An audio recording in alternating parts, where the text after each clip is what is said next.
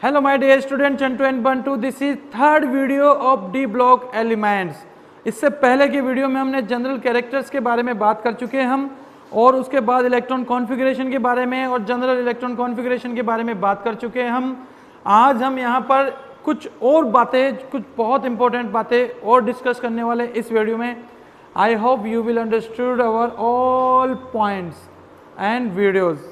तो बात करते हैं बेटा, ये डी ब्लॉक एलिमेंट्स है, हमने यहाँ पर पीरियोडिक टेबल से सेलेक्ट कर रखा है। D block elements third transaction series में इनको डिवाइड किया गया है। ये first transaction series, second transaction series और ये थर्ड ट्रांजेक्शन सीरीज।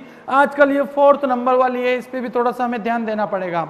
ओके, तो थोड़ा सा बात करते हैं हम यहाँ पर थोड़ा सा बात करते हैं हम किसके बारे में। हमारा पहला क्वेश्चन है, explain the radius and ionic size of D block elements.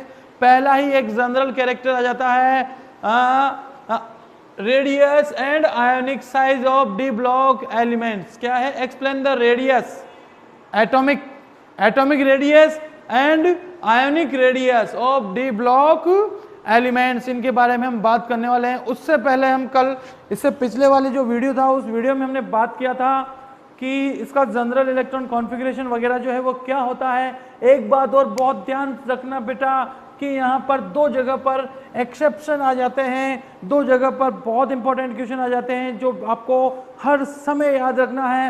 एक एटॉमिक नंबर किसका आता है? 14 पे आता है। और 14 किसका है? चलो बताओ, कार्बन का है क्या? कार्बन का है, फटाफट से जल्दी से आंसर। कार्बन का है? नहीं। किसका है? क्रोमियम का है बेटा। और क्रोमियम में इसमें क्या आया है यहाँ पे? 4। इट मीन्स इसका इलेक्ट्रॉन कॉन्फ़िगरेशन कितना हो जाएगा? 3D का। सर आपने बताया 4 है तो 4 उठा के रख दे क्या, और यहाँ पे 4s2 रख दे क्या? क्या ये हमारा सही इलेक्ट्रॉन कॉन्फ़िगरेशन है? तो ये हमारा सही इलेक्ट्रॉन कॉन्फ़िगरेशन नहीं है बेटा। यहाँ पर आपको ये याद रखना है कि जब भी 24 हो, जब भी 4 हो, आपको इनको 5 में कन्वर्ट करना है। यहाँ से एक इलेक्ट्रॉन निकाल कर आपको यहाँ के लेके आना है, और ये हो जाएगा। क्यों होगा? क्योंकि यहाँ 1 2 3 4 5 means half fill D orbitals यार, सबके सब हाफ फिल हो जाएंगे। और हाफ फिल और फुल फिल, अर्धपूरित और पूरा भरा हुआ जो होता है वो बहुत स्टेबल होता है। याद, इंसान या तो आधा रहे या फिर पूरा रहे, क्या पागल नहीं, मतलब मजबूत यार। यहाँ पर आधा भरा हाफ फिल इलेक्ट्रॉन कॉन्फ़िगरेशन है जो स्टेबल होता है। इसलिए बेटा क्रोमियम का ऑलवेज इलेक्ट्रॉन कॉन्फ़िगरेशन जो लिखोगे ना, वो ऑर्गन और 3d5 रखना बेटा, 4s1 रखना है। 1 इलेक्ट्रॉन 4s का जो है वो 3d में क्या कर जाता है? जंप कर जाता है। कभी मत भूलना मेरे प्यारे बच्चों, बहुत से बच्चे गलती करते हैं। एक बार मैं भी ऐसे ही गलती करके आया था जब मैं नन्हा मुन्ना बालक था। यहाँ पर मैं 3d4 करके आया था, लेकिन ऐसा नहीं होगा। Always remember 3d5 and 4s1। और इसके बाद सेकेंड एग्जाम्पल जो आएगा वो 29 में आएगा। 29 किसका आएगा बेटा? अगेन मैं सी लिख रहा हूँ, क्या अगेन कार्बन है क्या? बिल्कुल नहीं है, कार्बन नहीं है। ये किसका आएगा? कॉपर का आएगा। और कॉपर में 9। सर आपने कहा था पीछे वाला नंबर उठा के रखना है, तो क्या 3d9 हो जाएगा? क्या 4s2 हो जाएगा? क्या ये सही है? तो यहाँ पर भी बिल्कुल सही नहीं है बेटा, क्योंकि 9 एक के बिना अधूरा है। ये 9 एक के बिना अधूरा है। डी सबशेल में कंप्लीटली 10 इलेक्ट्रॉन फुलफिल किए जा सकते हैं, इसलिए यहाँ पर 9 एक ही तो चाहिए यार, एक ही चाहिए इसको। कहाँ जाने के लिए? स्वर्ग में जाने के लिए, स्टेबल होने के लिए। इसकी मोक्ष का साधन है 1 इलेक्ट्रॉन। तो बेटा ये त्याग कौन करेगा? इस तरह का त्याग जो करता है वो 4s के इलेक्ट्रॉन करते हैं। यहाँ पर 9 इलेक्ट्रॉन है, 1 2 3 4 5 6 7 8 और 9। अब केवल थोड़ा सा तड़प रहा है ये फुलफिल और गजब का स्टेबल होने के लिए, इसलिए बेटा 4s का एक इलेक्ट्रॉन यहाँ से जंप होकर अगेन 3d में आ जाएगा। और ये वाला इलेक्ट्रॉन कॉन्फ़िगरेशन बिल्कुल नहीं रखना है, कहीं सिलेक्शन नहीं होगा, किसी काम की नहीं रहोगे इस दुनिया में। कॉपर का इलेक्ट्रॉन कॉन्फ़िगरेशन हमेशा 3d10 एंड 4s1 लिख के आना। मज़ा आ जाएगा, मज़ा आ जाएगा, खूब आगे बढ़ोगे, वरना कुछ नहीं कर पाओगे। ओके, तो याद रखना बेटा, इस तरह के 3d4, 4 को 5 बनाना है और 9 को 10 बनाना है। 4 को 5 बनाना है एंड 9 को 10 बनाना है। जीत जाओगे। Explain the atomic radius and ionic radius of transition first, second and third series की बात करेंगे, डी ब्लॉक की बात करेंगे। चलो बेटा बहुत डिटेल से अपन इसको बात करते हैं, इस बारे में बहुत डिटेल, इसको ख़त्म कर देते हैं। ये एक थोड़ा सा बात थी जो कल अब बता नहीं पाए थे इससे पहले वाले वीडियो में, मैंने सोचा ये तो बहुत इंपॉर्टेंट है, बहुत इंपॉर्टेंट है, बताना बहुत ज़्यादा ज़रूरी है। चलो तो साइज क्या होता है, आयोनिक साइज क्या होता है, एटॉमिक साइज क्या होता है, चलो बात करते हैं। साइज के बारे में आपने 11th में ही डिस्कस कर चुका है कि एटॉमिक जो एटम्स होते हैं उनकी साइज क्या है डी ब्लॉक में, मेटल्स है। क्या है डी ब्लॉक में, मेटल्स। और मेटल्स की जो रेडियस होती है उसमें कोई एक्सेप्शन नहीं है, कोई आयोनिक और कोई ओवरलैपिंग होने वाली नहीं है। यहाँ कोवेलेंट सहसंयोजी बंधों की तरह ओवरलैपिंग नहीं होगी, बिल्कुल बेचारा सिंपल सा एटम है, सिंपल सा एटम है। मेटल्स का न्यूक्लियस है, डिस्टेंस है, हाफ करना है और ये आ जाएगी मेटॉलिक रेडियस। क्या आ जाएगी, मेटॉलिक रेडियस आ जाएगी। अब अगर अपन बात करें रेडियस के बारे में, किसके बारे में बात करें बेटा, रेडियस के बारे में बात करें तो एक बात मैंने कल ही एक वीडियो बनाया था ग्रुप और पीरियड का। तो पीरियड में मैंने हमेशा कहा है कि लेफ्ट टू राइट जाने पर साइज जो होती है वो डिक्रीज होती है। रीजन क्या है बेटा, क्योंकि पावर ऑफ न्यूक्लियस जो होता है वो इंक्रीज होता जाता है, पावर ऑफ जो न्यूक्लियस है वो इंक्रीज होता जाता है। इस कारण से जो साइज है वो साइज क्या होती जाती है, घटती जाती है। वो साइज क्या होती जाती है, घटती जाती है। यहाँ पर बात करें हम, देखो बेटा ध्यान से अपन बात करें, बहुत आहिस्ते आहिस्ते पढ़ेंगे। साइंस टीचर विनीता क्रिमियानी मन फेंकोनी और क्यों जान जला रही हो। मन को फेंक दो, दिल को फेंक दो, मर जाएगी विनीता, फिर रोते रहना। यहाँ पर देखो बेटा स्कैंडिनियम का एटॉमिक नंबर कितना होता है 21 और इसका एटॉमिक नंबर कितना होता है 30। इसका एटॉमिक नंबर कितना होता है 30। तो हम यहाँ पर क्या बात करेंगे 21 और 30 मीन्स फर्स्ट ट्रांजिशन सीरीज के बारे में हम बात करेंगे, एटॉमिक रेडियस वगैरह के बारे में। देखो मैं यहाँ पे बताता हूँ कि इफेक्ट कैसे डालता है atomic radius. Left to right जाने पर एटॉमिक रेडियस डिक्रीज होती है। Yes maybe no. बात करते हैं बेटा यहाँ पर बात करते हैं इसका आउटर मोस्ट का जनरल इलेक्ट्रॉन कॉन्फ़िगरेशन जल्दी से बता दो। 3d1 4s2 3d2 4s2। क्या हो रहा है electron configuration 3d2 3d3 4 5 6 7 8। Electron कहाँ जाएंगे, अंदर जा रहे हैं। इलेक्ट्रॉन कहाँ जाएंगे, अंदर जा रहे हैं। यहाँ पे बता देता हूँ। देखो बेटा ये न्यूक्लियस, ये फर्स्ट सेल, ये सेकेंड, ये थर्ड, ये फोर्थ और बेचारे ये 4 के कितने इलेक्ट्रॉन, कितने नन्हे मुन्ने चुनने से इसमें कितने इलेक्ट्रॉन हैं 4s के 2 इलेक्ट्रॉन हैं। और यहाँ देखिए जनाब 3s के पहले से ही 2 इलेक्ट्रॉन हैं, 3p में ऑलरेडी 6 इलेक्ट्रॉन हैं। और अब बारी आई किसकी, डी ब्लॉक की। और यहां से स्टार्ट होता है 3d में 1 इलेक्ट्रॉन और फिर तो गजब हो गया भाई 1 2 3 4 5 6। मतलब इंटरनल शेल में इलेक्ट्रॉन क्या होते जा रहे हैं, इंक्रीजिंग होते जा रहे हैं। इलेक्ट्रॉन इंक्रीज होंगे तो ये क्या करेंगे, यहाँ पर डालने वाले हैं शेल्डिंग इफेक्ट। क्या डालने वाले हैं, शेल्डिंग इफेक्ट डालने वाले हैं। मिररिंग होने वाली है, क्या होने वाली है, मिररिंग होने वाली है। इन पे नेगेटिव चार्ज, इन पे कौन सा चार्ज है, नेगेटिव चार्ज। इन पे कौन सा चार्ज होता है, अंदर भी इलेक्ट्रॉन है यार, इन पे नेगेटिव चार्ज होता है। और अंदर वाले इलेक्ट्रॉन जो होते हैं वो बाहर वाले इलेक्ट्रॉनों को धक्का मारते हैं, भाग जाओ, चले जाओ। और जब ये वाले इलेक्ट्रॉन इनके धक्के से, इनके रिपल्शन से, इनके शेल्डिंग से जब दूर जाते हैं तो एटम की जो साइज है वो क्या होती जाती है, बढ़ती जाती है। तो ये तो होता है बेटा शेल्डिंग इफेक्ट। लेकिन इधर देखो ये है आपका रॉकी भाई, और रॉकी भाई 21 से इंक्रीज होता जा रहा है। 22, 23, 24, 25, इसका मतलब numbers of protons also are increase with the atomic number. इसका मतलब प्रोटॉन बढ़ेंगे तो इसकी पावर भी बढ़ती जाती है। क्या हो रहा है यार, गजब की लड़ाई, गजब की फाइटिंग हो रही है।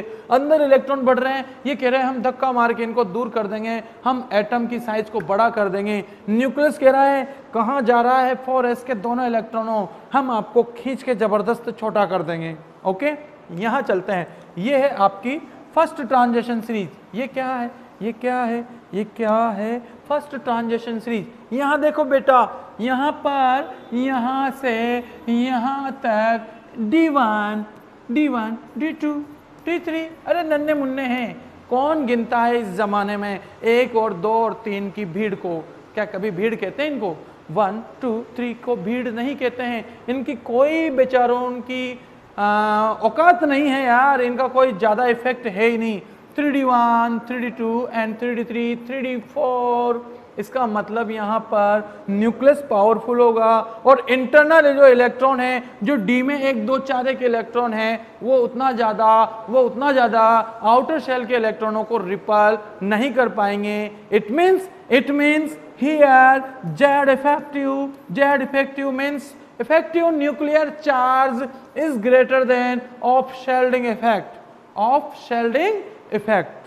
ओके, लेकिन मैं चला था दुनिया की दौड़ में अकेला, हम आगे बढ़ते गए, कब कारवा बन गया पता ही नहीं चला। यहाँ पर देखो बेटा, 1 electron, 2 electron, 3 electron, 4 electron, 5 electron, 6 electron, 7 electron, और अब टक्कर बराबरी की होने वाली है। अंदर यहाँ पर कितना इलेक्ट्रॉन? 3D6 इलेक्ट्रॉन हो जाता है, 3D7 इलेक्ट्रॉन हो जाता है, 3D8 इलेक्ट्रॉन हो जाता है। और अब अंदर वाले जो इलेक्ट्रॉन हैं वो पावरफुल होते जा रहे हैं और वो आउटर शेल 4s के इलेक्ट्रॉनों को और ज़्यादा धक्का करें, मारेंगे, रिपल करेंगे।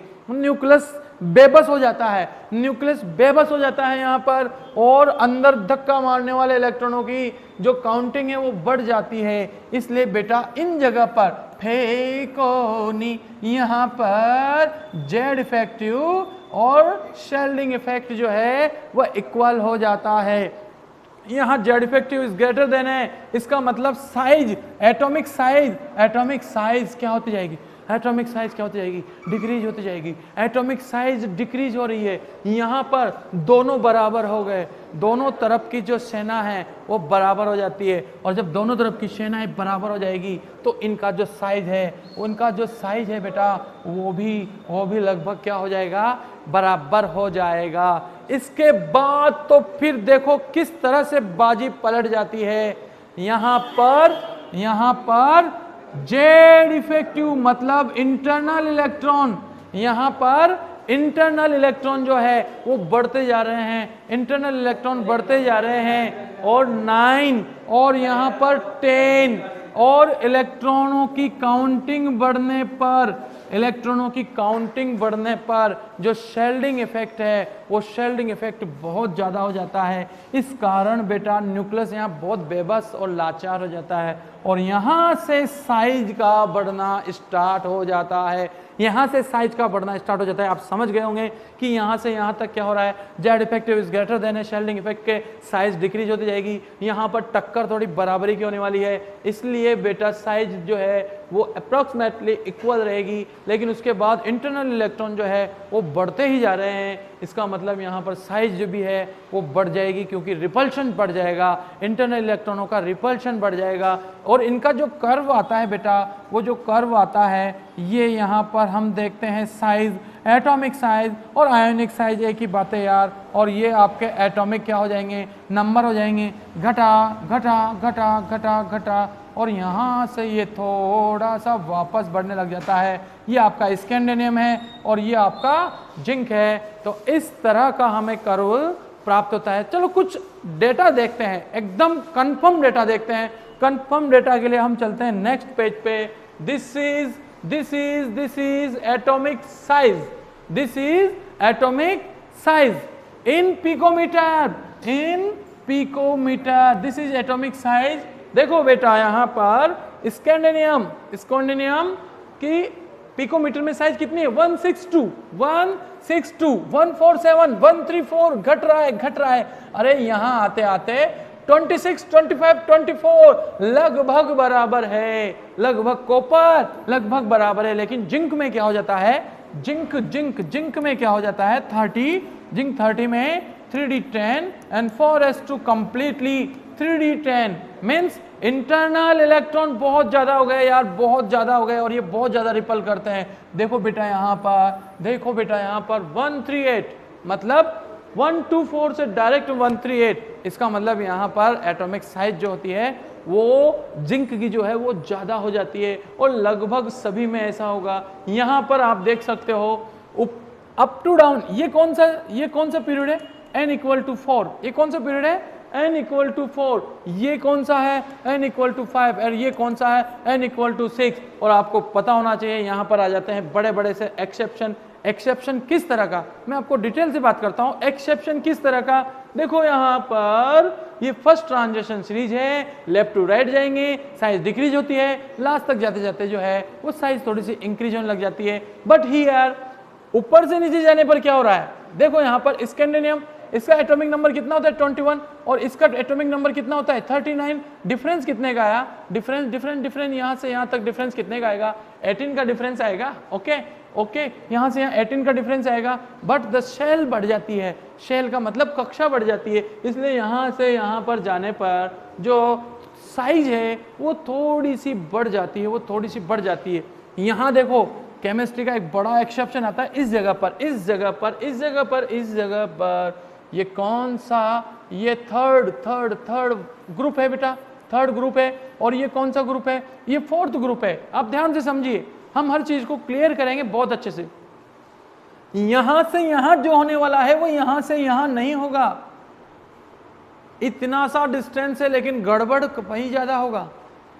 क्यों हो रहा है ऐसा, यहां से यहां पर कोई दिक्कत नहीं है, ऊपर से अप टू डाउन जाने पर ग्रुप में यहां पर फोर्थ से फिफ्थ में जाने पर, थर्ड ट्रांजिशन सीरीज से फोर्थ ट्रांजिशन सीरीज में जाने पर 18 एटॉमिक नंबर बढ़ रहे हैं, 18 एटॉमिक नंबर बढ़ रहे हैं, बट वन शेल भी बढ़ती है, इस कारण थोड़ा सा जो साइज है वो थोड़ा सा बढ़ जाता है। लेकिन यहां से यहां जाने पर इसका कितना होता है 39, ओके वेरी गुड 39। इसका कितना होता है लेंथेनम का कितना होता है 57। इसका मतलब यहां से यहां तक डिफरेंस जो है, यहां से यहां तक डिफरेंस, यहाँ इट्रियम से लेंथेनम पे जाने पर जो डिफरेंस है वो कितने का डिफरेंस है, अगेन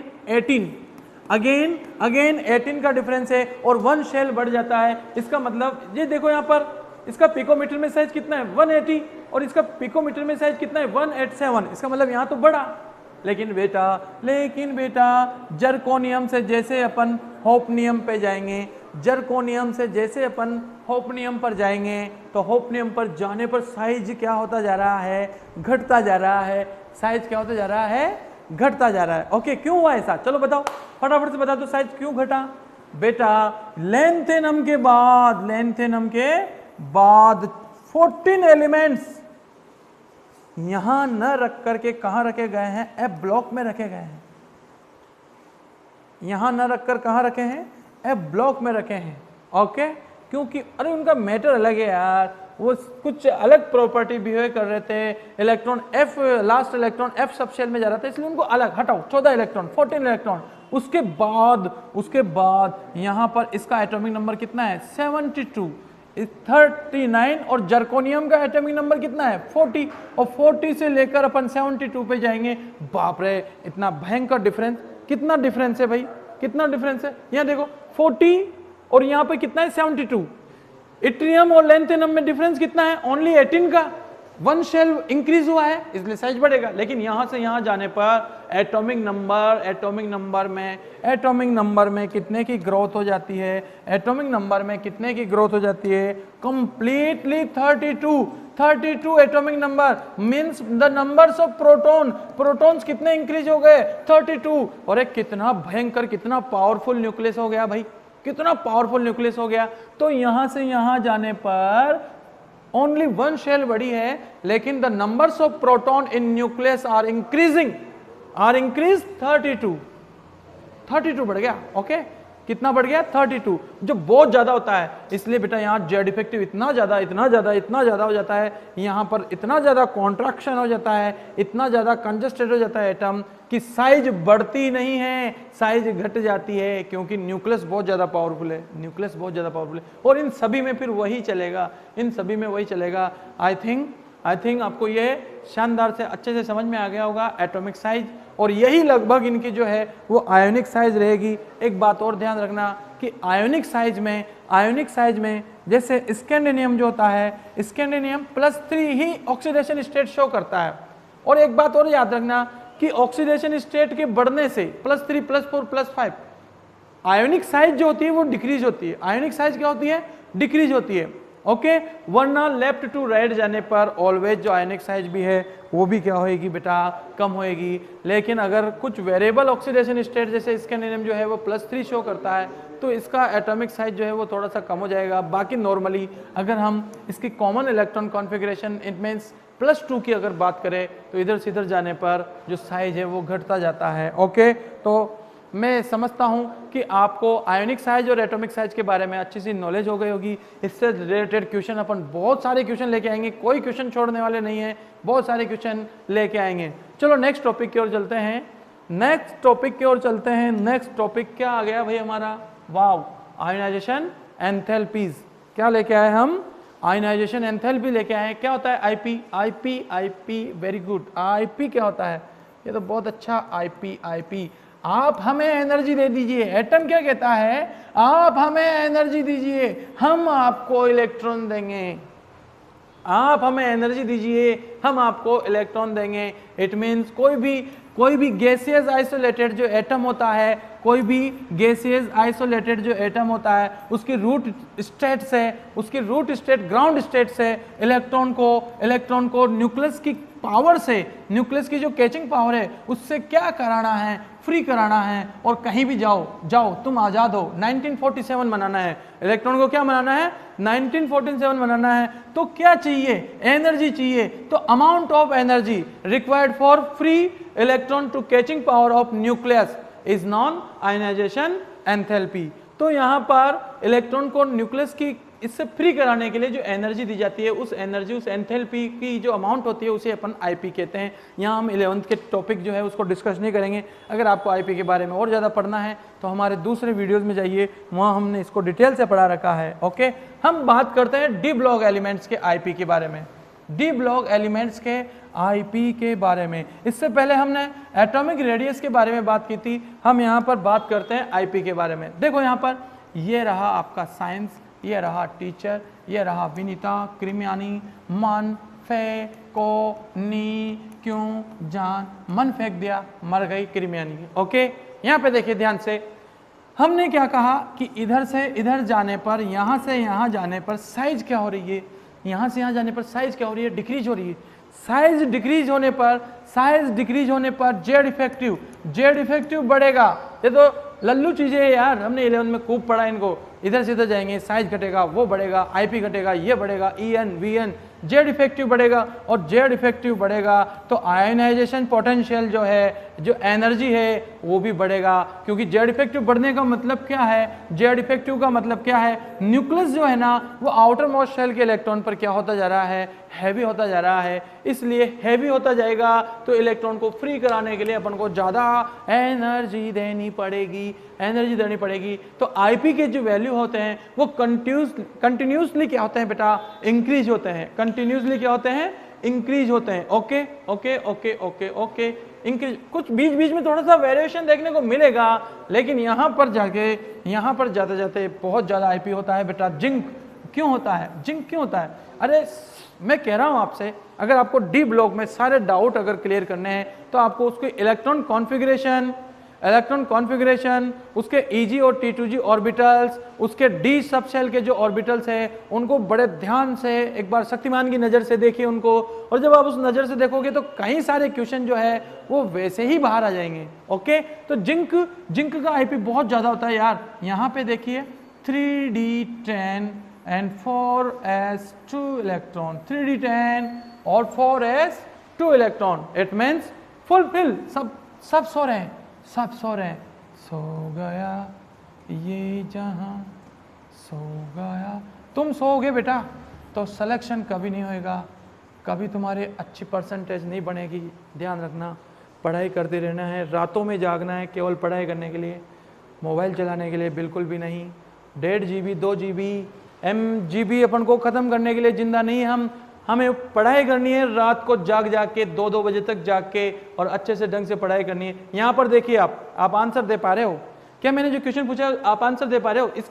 इसका आईपी फुल क्यों है? बहुत ज्यादा आईपी क्यों है आपको पता है? ये क्या है? फुलफिल। ये क्या है? Fulfil electron configuration. नन्ना मुन्ना भी फुलफिल है। यहाँ से इलेक्ट्रॉन निकालना मुश्किल ही नहीं, नामुमकिन होगा। इसलिए यहाँ पर इलेक्ट्रॉन निकालने के लिए बहुत ज़्यादा अमाउंट ऑफ एनर्जी चाहिए। इसलिए जिंक का जो आईपी होता है वो बहुत ज़्यादा होता है। मैं आपके लिए लेके आया हूँ एक शानदार सा थोड़ा सा आईपी की value. Ionisation enthalpy of first transition series, first ionisation enthalpy, second ionisation enthalpy और थर्ड आयनाइजेशन एंथैल्पी।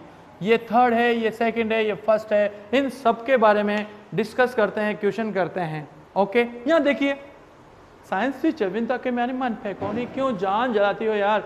631 कितना? 631 ओके किलो जूल पर मोल में होता है। इन किलो जूल पर मोल ये आईपी की यूनिट होती है। और यहाँ पर 631, 656, 656 और ये देखो ना यार 70, 76 टू बढ़ता ही जा रहा है। और ये देखो गजब कर दिया, गजब कर दिया। किसने किया गजब? गजब किसने किया? जिंक ने किया। Fulfil electron, due to fulfil electron configuration the ionisation enthalpy of zinc is higher than other all elements in first transition series. क्यों? क्योंकि इसका राज इसके खुद के इलेक्ट्रॉन कॉन्फ़िगरेशन में है।